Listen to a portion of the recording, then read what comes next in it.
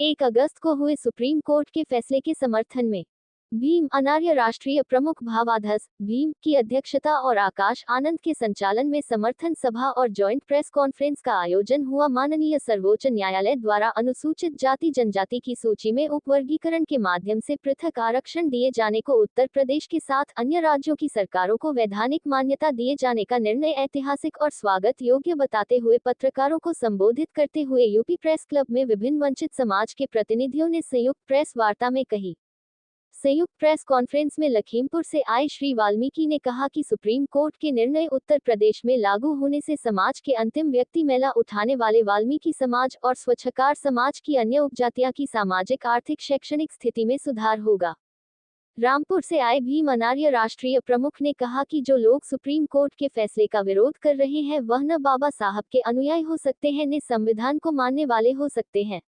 उन्होंने कहा कि 20 अगस्त को उत्तर प्रदेश के मुख्यमंत्री को भावाधास समर्थन में ज्ञापन सौंपेगा। इसका उद्देश्य जी जो 1 अगस्त 2024 को सुप्रीम कोर्ट ने एक आदेश लागू किया है वर्गीकरण के विषय में, उसी के समर्थन में और सुप्रीम कोर्ट का धन्यवाद करने के लिए हम इस सभा का आयोजन कर रहे हैं। इसकी समर्थन के लिए हम 20 अगस्त को पूरे उत्तर प्रदेश में एक धन्यवाद ज्ञापन भी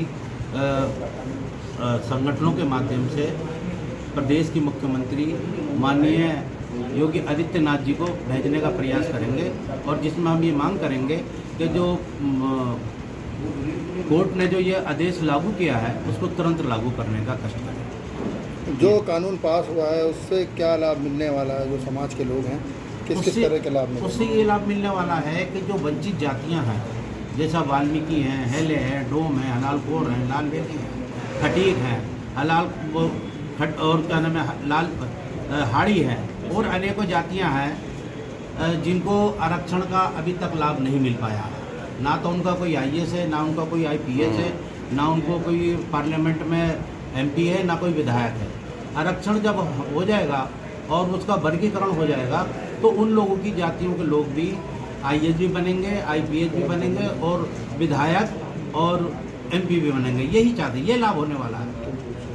हम ये चाहते हैं कि जो चाहे चपरासी बने वो इन जातियों का भी बनना चाहिए, चाहे वो आईएएस बने, चपरासी बने, जिन लोगों को अभी तक आरक्षण का लाभ नहीं मिला है। ये हमारे चैनल के माध्यम से समाज के लोगों को क्या मैसेज देना चाहेंगे? हाँ, समाज के लोगों को हम ये मैसेज देना चाहते हैं, खासकर कि जो वंचित समाज है जो आज तक सोया रहा है और देश की आज़ादी से आज तक आरक्षण का लाभ एक विशेष जाति लेती रही है और हमें ये सिर्फ कहते रहे हैं कि तुम संगठित रहो। अब भी ये कहा जा रहा है कि संगठित रहो, ये हमें तोड़ने की साजिश है, ये हमें हमारे वोट डालने की साजिश है।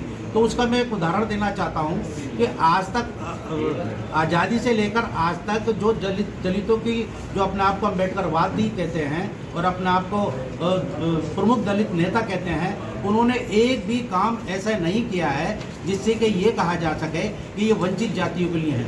और तो और जब बहन मायावती की सरकार थी उत्तर प्रदेश में तो उन्होंने सफाई कर्मचारियों की 1 लाख कुछ जगहें निकाली थी, तो उन्होंने उसमें भी आरक्षण लागू कर दिया। जिसमें सफाई कर्मचारियों का 100% कोटा था वहाँ भी उनको ख़त्म कर दिया और वहाँ पर भी उन्होंने एक विशेष जाति जाटव जाति को भरने का प्रयास। आज हमारे नेता आदरणीय भीम अनार्य जी और हमारे नेता दिनेश चंद्रा जी, सुभाष जी और हमारे नेता महेश काजू जी, अश्विनी भाई और अनिल दीवान जी, ये सब लोग हम विभिन्न संगठनों के हैं। लेकिन जो सबसे बड़ी समस्या आ गई है और सबसे बड़ी खुशी की बात भी ये है कि हमारी सरकारों ने नहीं मानी, लेकिन भारतीय जनता पार्टी की सरकार की पैरवी के कारण और हमारे जो समाज के वकील थे डॉक्टर ओपी शुक्ला की बदौलत और जिन लोगों ने बहुत से संगठनों ने ये संघर्ष किया, सड़कों पे संघर्ष किया और कोर्ट में संघर्ष किया, उसकी बदौलत सुप्रीम कोर्ट की 7 जजों की पीठ ने एक हमारे पक्ष में आरक्षण के मुद्दे पर जो आरक्षण का लाभ हमारे वंचित समाज को नहीं मिल पा रहा था, उसको लेकर जो फैसला दिया है कि कोटे में कोटा करके दिया है।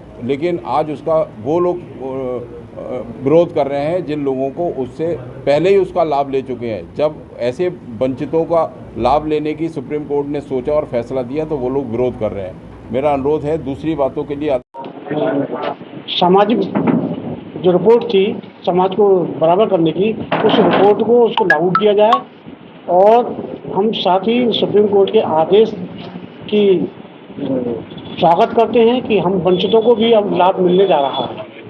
किसी को विरोध नहीं करना चाहिए, उनको लाभ पहले मिल चुका है। हम लास्ट के पायदान में बैठे हुए हैं, कहीं से कोई लाभ नहीं मिला है। ऐसा भी नहीं है कि हमारे लोग पढ़े लिखे नहीं हैं, लेकिन उस पोजीशन तक नहीं पहुंच पाए हैं। क्या वजह रही है? सरकार और न्यायालय को लगा कि हाँ ये वंचित है, इनको मिलना चाहिए था लाभ। तो ओपी शुक्ला जी जो हमारे वकील साहब थे, जिन्होंने सुप्रीम कोर्ट में लड़ाई लड़ी, और हम लोगों ने भी लाठियाँ खाई हैं। बाबादास प्रमुख जी ने 96 में हम लोगों ने दिल्ली में घेराव किया था संसद का, तो उसमें हम लोगों को लाठियाँ भी पड़ी थी, लेकिन उस समय भी आरक्षण का बहुत तेज़ी से हमने बिल्कुल बजाया था। उस समय नहीं हो पाया, लेकिन कोर्ट ने कर दिया। सभी को बधाई, और उत्तर प्रदेश सरकार और अन्य प्रदेशों की सरकार भी उसको जल्दी से लागू करें। जो सफाई कर्मचारी वर्ग है उसमें खुशी की लहर है। मैं इतना ही कहना चाहता हूँ। धन्यवाद का अवसर प्रदान किया। मैं विशेष सचिव विधानसभा सचिवालय दिनेश चंद और एक सामाजिक संगठन का प्रदेश अध्यक्ष हूँ। सुप्रीम कोर्ट ने जो आदेश दिए है वंचित शोषित लोगों के लिए, 70 साल से हमें ये लाभ नहीं मिल पा रहा था। अगर हमें ये लाभ मिल जाता तो निश्चित रूप से हमारे सामाजिक संगठन ये याचिका दायर ना करते सुप्रीम कोर्ट में। हम उनका स्वागत करते हैं सुप्रीम कोर्ट का, और वर्गीकरण उत्तर प्रदेश सरकार को करने के लिए सुप्रीम कोर्ट ने निर्देशित किया है। इस संबंध में हम नगर विकास मंत्री से कुछ समय पहले मिले थे, माननीय आसिम अरुण जी से मिले, समाज कल्याण मंत्री जी से भी मिले थे। हमें माननीय मुख्यमंत्री साहब की तरफ से भी समय मिलने वाला है, और इस पक्ष को हम उनके सामने विनम्रतापूर्वक रखेंगे कि हमारे स्वकार जातियों से संबंधित जितनी भी उपजातियां हैं उसका वर्गीकरण सुचारू रूप से करें और हमारे समाज के लोगों को लाभ मिले, ताकि हमारे भी समाज के लोग अपने पेशे में भर्ती ना होकर क्लास 3 से लेकर IPS IAS तक पहुँचे।